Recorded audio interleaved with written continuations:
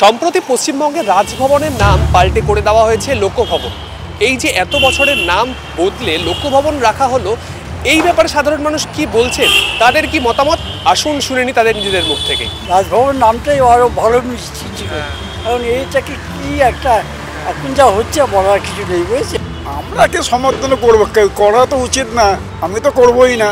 কি হবে নাম বলতে কি আমার রাজ্য এগিয়ে যাবে না দেশ এগিয়ে যাবে? এটা দুটো দিক আছে, একটা তো হেরিটেজের ব্যাপার ছিল, কিন্তু এখন আমাদের যেহেতু লোকতান্ত্রিক মানে গণতান্ত্রিক দেশ, আর রাজভবন তো আর কোনো সংগ্রহ মানে আলাদা করে প্রোটেক্টেড হওয়া উচিত নয়। মানে এটা আমার মনে হয় রাজভবনটা গণভবন বা লোকভবন যেটা নাম দিয়েছে এটা খুব ভালো।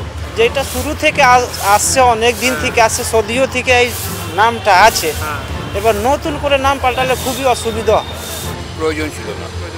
ঠিক না, এটা যেটা ছিল সেটাই আমার মতো ওইটাই থাকা। হ্যাঁ, হতেই পারে। আবার এই অ্যাডমিনিস্ট্রেশন 10-20 বছর চলবে, তারপরে আবার যে অ্যাডমিনিস্ট্রেশন আসবে তার ইচ্ছে হলো মেজরিটির হলো নাম পাল্টে দেবে। এর কোনো নেই। এগুলো সব আইবাস, মানুষকে কোনো না কোনো কাজে ইংরেজি রাখতে হবে। যে রাজভবন ছিল সেটা রাজভবনই রাখা উচিত। এগুলো আমাদের হিস্ট্রি, এখন হিস্ট্রি বদলাতে গেলে বাচ্চাদের বই সব কিছু বদলাতে হবে, যারা ছোটোবেলা থেকে পড়ে আসছে, জেনে আসছে।